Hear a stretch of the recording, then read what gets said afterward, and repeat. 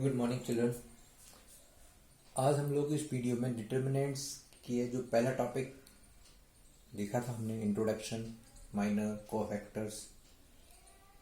अब उसका अगला टॉपिक है finding the value of determinant. There are two methods to find out the determinant of order 3 or 3 by 3. For 2 by 2 we have already discussed in previous video. Now we are going to discuss finding value of the determinant of order 3 by 3. So one method is known as Sarash method. This is not given in NCERT, but this is also an easy method. Sarash method, we write the all three columns in this method. Our three column will be written as it is. See, if this is the determinant, then first, second, third column. After that you have to write column 1 and column 2 also. And now from the top one you have to make a diagonal like this. First, second, and this is third. In this method you have to multiply these three diagonal elements and add them. Means 1 into 2 into 0, first diagonal, plus 3 into 6 into 1, second diagonal, plus 4 into 0 into 5, third diagonal. All three diagonals will be, their elements will be multiplied and final value will be added. And from the lowest one we have to make another three diagonals,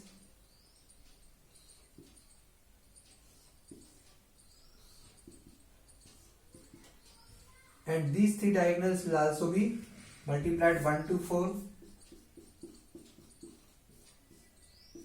plus, this will be negative basically, but right now we are multiplying 1 to 4, 5, 6 and 1 plus 0, 0, 3. So this is the way to find the value of determinant of order 3 by Sarash method. This, which are starting from top to lower, all three will be positive, and which are starting from lower to upper side, all three will be negatives. We are adding them and putting negative before it.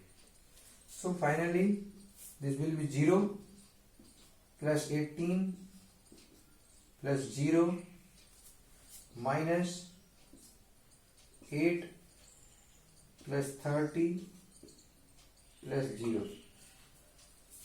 So it is 18 minus 38, that is minus 20. This is Sarash method, which is given in some of the refresher books. You can go through it and you can try also.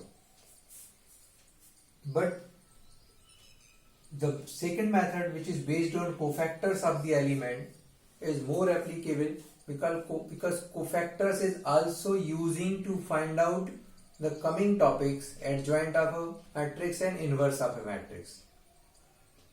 That is why normally we use second method with the help of the cofactors. So now in the next one we are going to do second method, that is based on cofactors.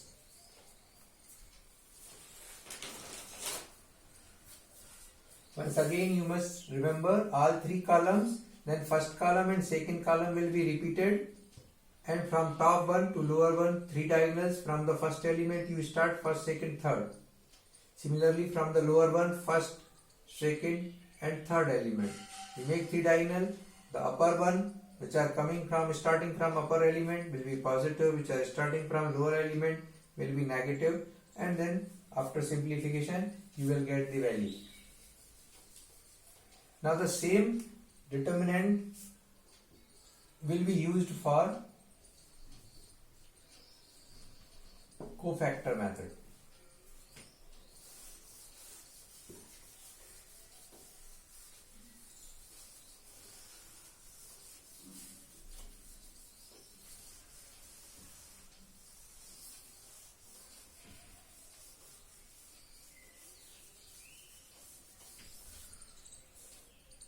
As we have already discussed how to find out the cofactors of each element, here you have to decide that which row or which column will be used to find out the value. It means it is not necessary that any specific row or any specific column should be used. You can find out cofactors of first row or first column or second row, second column for any row, but you have to decide in the beginning that with the help of which row or which column you are finding the value. So the step 1 is we have to select any one row. Now we are writing it very simple, that is we are using first column with the help of the first column. Basically it is a property of determinant. Next topic is the properties of determinant, in which various properties are there. This is one of them. What is it? If you are taking like first column, so first element will be A11, first row, first column. Second element will be second row, first column. Third row element will be third row, first column. And we will multiply these elements with their cofactors. So it is a property that if we multiply the cofactors and the respective elements of any column or any row, and we will add all these numbers or the values, then the total sum will be equal to the value of the determinant. So in coming topic, we will understand about the properties, and this is one of them. Same you can use for any row also. Either this, or you can say first row or second row or third row. So now we are using for this. Firstly, C11. C11 is the cofactor of 1 1, means this. So leaving this row column and this row, 2650. 2650. And also you must remember minus 1 to the power 1 plus 1, that will be positive, so only 2650, and this will be 0. 2 into 0 minus 5 into 6. This is the way how to find out the value of the determinant of order 2 or 2 by 2. In previous video we have discussed this diagonal will be positive and this diagonal will be negative. So 0 minus 30, it is coming minus 30.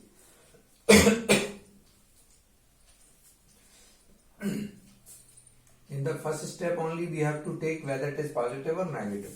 Now C21. So minus 1 to the power 2 plus 1. 2 1 means second row first column, this element 0. Its cofactor is going to find out this, and this will be left, so 3450. And it is odd power, so it will be minus. Now you can write down 3 into 0 minus 5 into 4. So it is minus 20, but because of the minus it is plus 20. Now C31. Again minus 1 to the power 3 plus 1, so it is positive.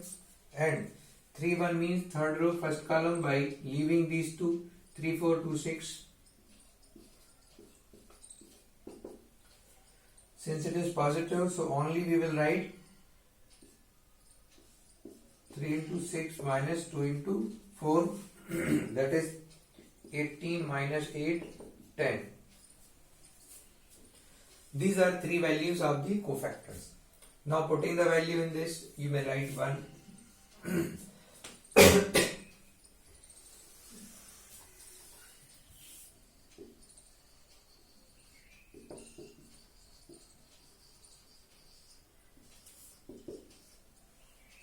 So determinant of A will be A11. We have left it is actually determinant A is 1, 0, 1,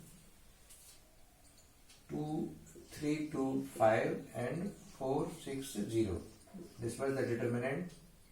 So now we have to take the element. A11 is 1 and the value of C11 is minus 30 plus A21 is 0 and the value is 20 plus A31 is 1 and the value is 10. So this is minus 30 plus 0 plus 10 is minus 20. We have already seen in previous method, Saras method, we have also got the same value minus 20. That is why we have taken same determinant and the values from both methods are coming equal. So now what you have to do, you take the questions which are given in exercise 4.4, question number 1 and 2 and find out the value of the determinant by both the methods. Why we use this method? Generally because these cofactors is also using for another purpose, that is finding adjoint of a matrix, and with the help of the adjoint of the matrix we find inverse of a matrix. If you remember in chapter 3 we have discussed the topic finding inverse of a matrix, and in that topic there were two methods to find inverse of any matrix. One with the help of the matrix, another one with the help of the determinant.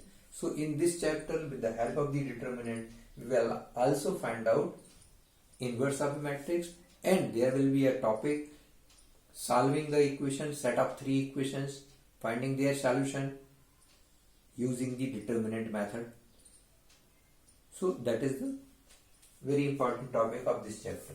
Once again we should discuss finding this. We have to select any one row or column. We have selected first column, so their element and respective cofactors.